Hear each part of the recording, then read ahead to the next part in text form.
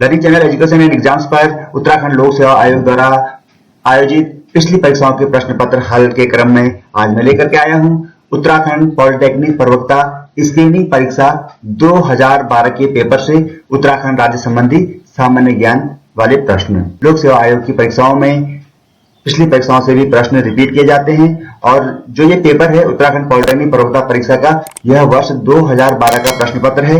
तो जितना पुराना पेपर होगा उतनी अधिक संभावना उसके प्रश्नों के रिपीट होने की होगी। इस प्रश्न पत्र से उत्तराखंड राज्य के संबंध में जितने भी प्रश्न मैंने यहाँ पर लिए हैं वो सब आपकी आगामी प्रवक्ता भर्ती परीक्षा के लिए बड़े महत्वपूर्ण प्रश्न हैं। आप इन सारे प्रश्नों के उत्तर देखें और अपनी तैयारियों को जारी रखें। मुझे खुशी होगी कि मेरा यह वीडियो आपकी स्क्रीनिंग परीक्षा में आपको क्वालिफाई करवाने में मदद करेगा।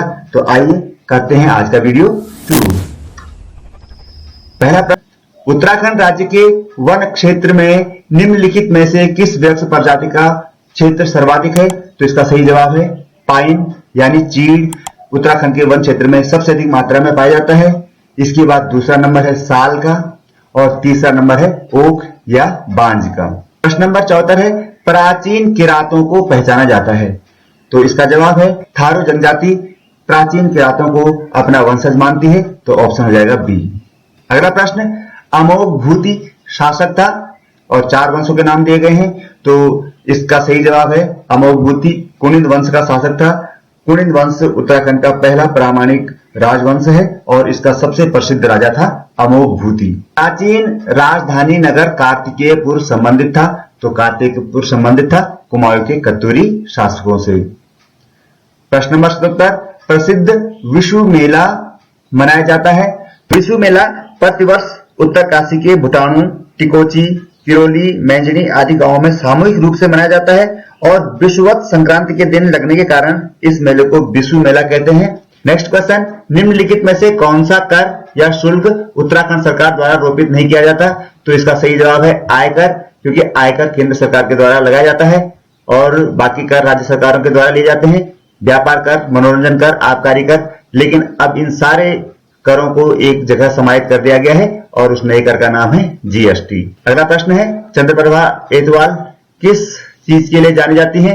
तो इसका सही जवाब है कि चंद्रप्रभा एतवाल एक मशहूर पर्वतारोही है। तो ऑप्शन हो जाएगा बी, पर्वतारोहण के लिए। उत्तराखंड के किन जिलों में मैग्नेसाइट खनिज की प्रमुखता है? सही जवाब है बागेश्वर, चमोली तथा पिथौरागढ़ में। किस मेले को उत्तराखंड में बगवाल नाम से जाना जाता है? तो इसका सही जवाब है बगवाल मेला को कहते हैं देवी धुरा का मेला और इस मेले का एक और नाम है आषाढ़ी कौथिक मेला। आषाढ़ के महीने यानी कि रक्षाबंधन के दिन श्रावण पूर्णिमा को मनाया जाने वाला यह त्योहार कहलाता है बगवाल त्योहार। बगवाल उत्तराखंड में दीपावली को भी कहा जाता है, लेकिन यहाँ पर जिस बगवाल मेले की बात की जा रही है वो ज्यादा व्यापक है और यहाँ चंपावत में माँ वारही देवी यानी देवी धुरा के मंदिर में लगाया जाता है। अगला सवाल फिर से जनगणना के आंकड़ों से है और प्रश्न है 2011 की जनगणना के अनुसार उत्तराखंड का लिंगानुपात क्या है? तो उत्तराखंड का जो लिंगानुपात है वो है 1000 पुरुषों पर 963 महिलाएं। ऑप्शन सी सही जवाब है। अगला प्रश्न, जयानंद भारती के नेतृत्व में कौन सा आंदोलन चलाया गया? उत्तराखंड में बहुत सारे आंदोलन थे और उन आंदोलनों का एक अपना महत्व है। तो इनमें से एक जो मशहूर आंदोलन है वो है डोलका पाली आंदोलन और डोलका पाली आंदोलन शिल्पकारों या दलित वर्ग से संबंधित है और इस आंदोलन के प्रणेता थे श्री जयानंद भारती और उनके नेतृत्व में 1930 के आसपास यह आंदोलन चलाया गया, जिसमें उस व्यवस्था की खिलाफत की गई जो केवल उच्च वर्ग के लोगों को दी जाती थी, यानी कि जो दलित वर्ग का दूल्हा या दुल्हन थी उनको डोला पालकी में बैठने की अनुमति नहीं थी। तो इस आंदोलन के बाद इस कुप्रथा का अंत कर दिया गया।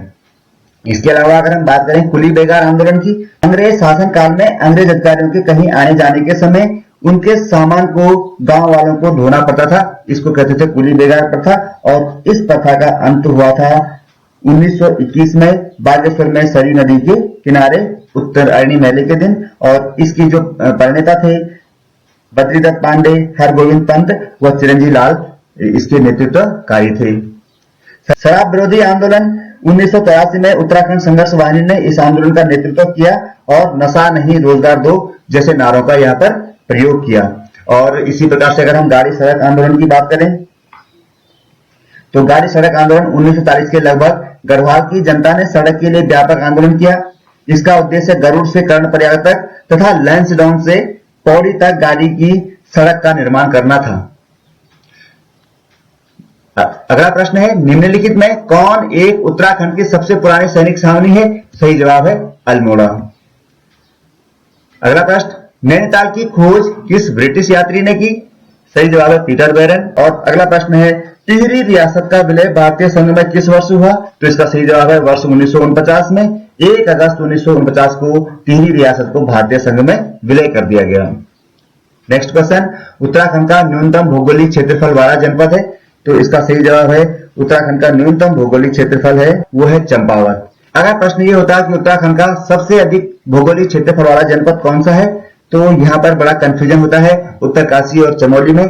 तो फ्रेंड्स, इस वीडियो के माध्यम से मैं आपको बताना चाहता हूं कि आपको कंफ्यूजन की कोई भी आवश्यकता नहीं है। अगर उत्तराखंड का सर्वाधिक भौगोलिक क्षेत्रफल वाला जनपद पूछा जाता है तो इसका सही जवाब है चमोली, न कि उत्तरकाशी।